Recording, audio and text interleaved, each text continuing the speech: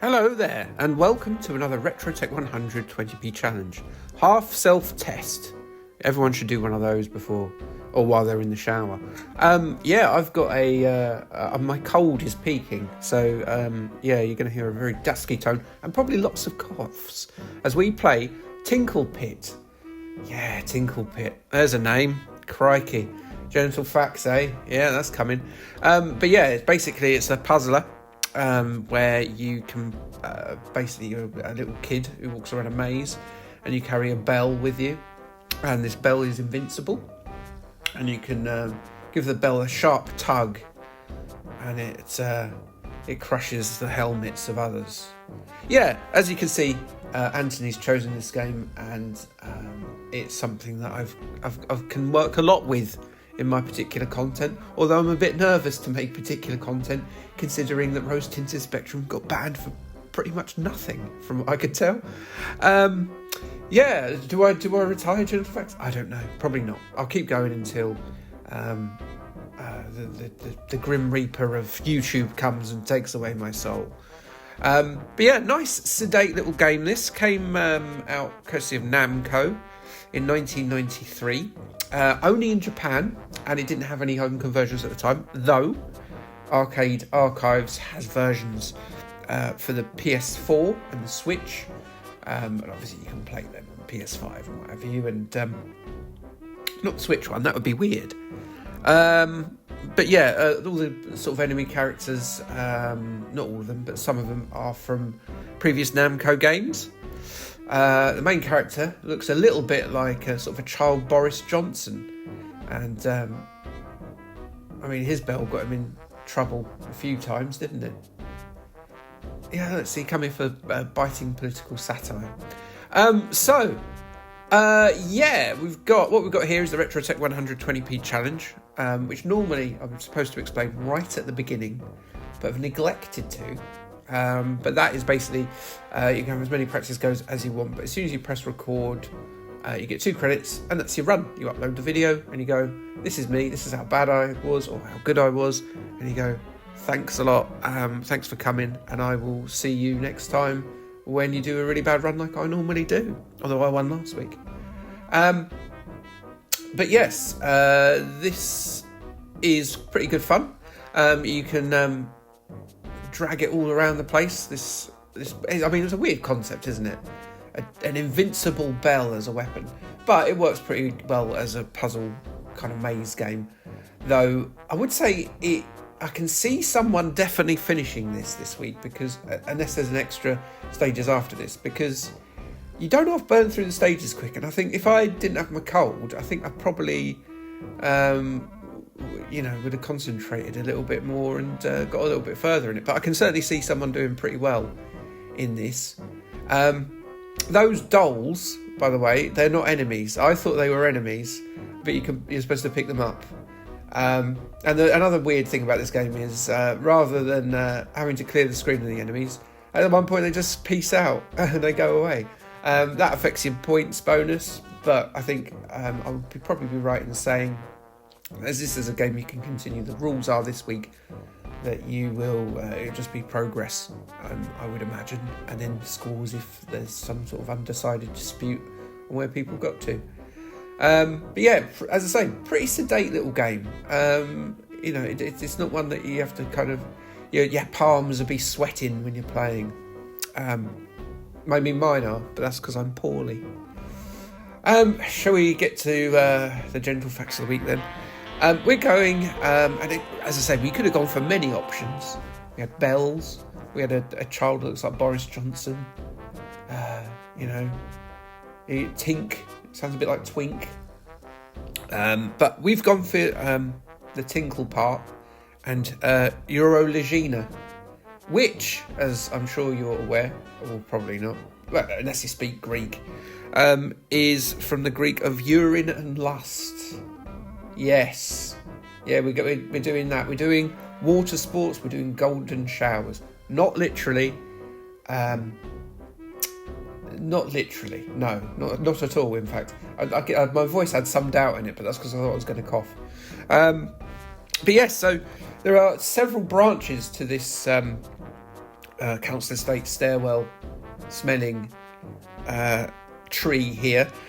One of which is exhibitionism, which I think is pretty obvious from the sound of it. You wet yourself in a public place. One of us I'm sure we've all done that. Probably not since the age of 3. And then maybe again when we reach like 67 and onwards.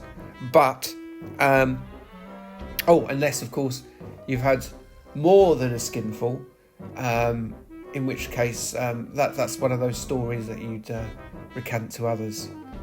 But not on first dates. Important to remember that. If you peed yourself as an adult, don't reveal that on a first date. The Human Urinal, which isn't a Marvel superhero film, coming out, one of the lesser known Avengers, is basically in the BDSM community. It does pretty much exactly what it says on the Saniflow, which is you act as a urinal and everyone wheeze on you. Lovely. We are also in you sometimes, which is a bit ick. Being weed on is a bit ick anyway, but yeah, but you have to remain motionless, you can't move, you can't make contact with them.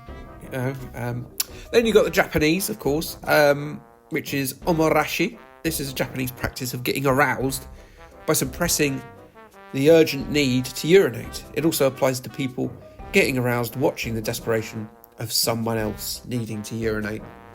Very Japanese, that, isn't it? Yes. Getting aroused by things that I would find cruelly funny.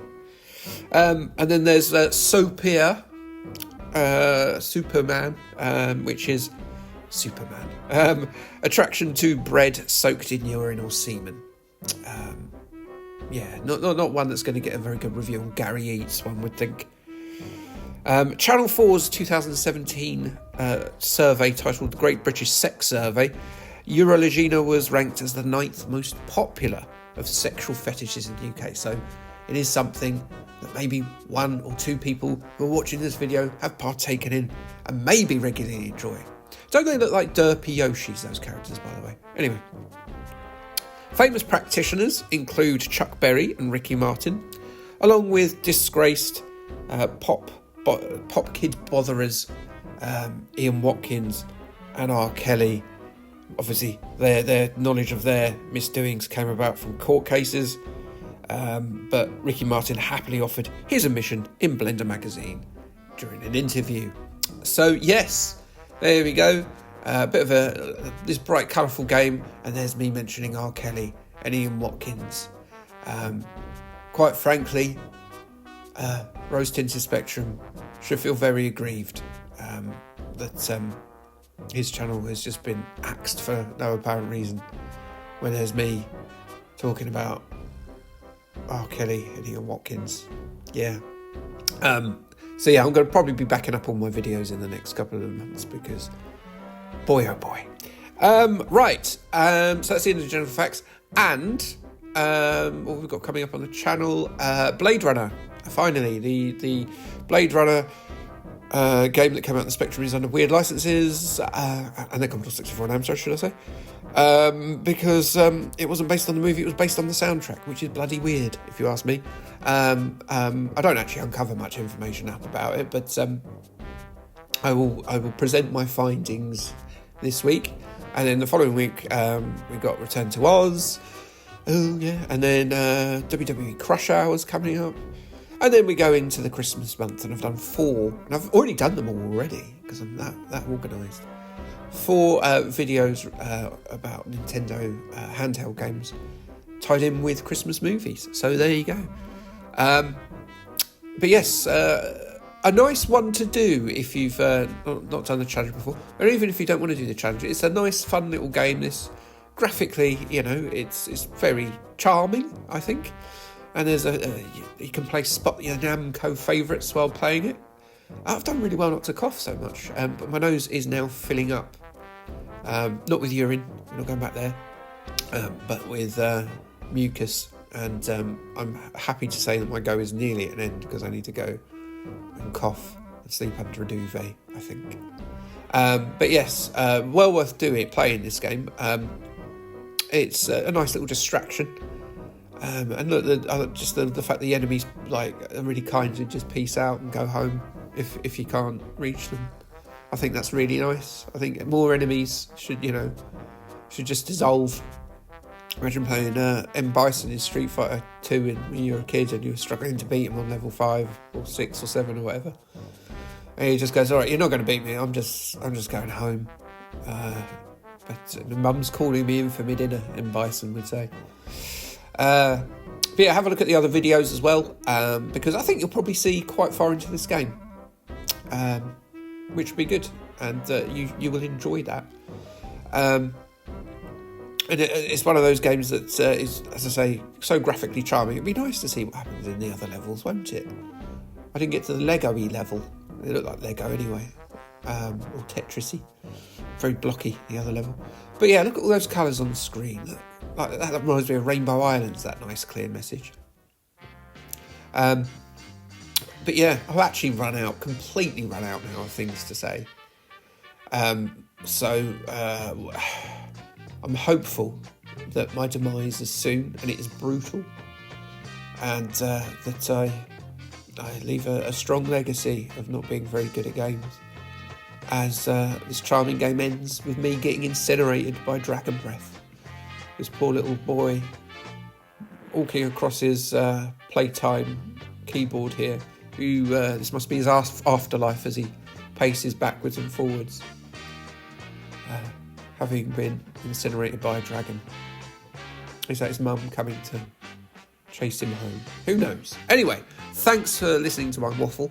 I'm going to go and be ill. And thanks for coming. And Kay, thanks, bye.